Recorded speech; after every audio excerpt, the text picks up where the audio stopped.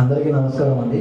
ఇక్కడ వచ్చిన నాకు సపోర్ట్ చేసేవారికి అండ్ రావు గారు అబ్బాయి షార్ట్ ఫిల్మ్ సపోర్ట్ చేసే వచ్చారు కదా, వాళ్ళందరికీ థ్యాంక్ యూ అండి. మీ వర్క్స్ ఉంటాయి కదా, అవన్నీ పక్కన పెట్టి మా కోసం వచ్చినందుకు అందరికీ పేరు పేరున థ్యాంక్ యూ సో మచ్.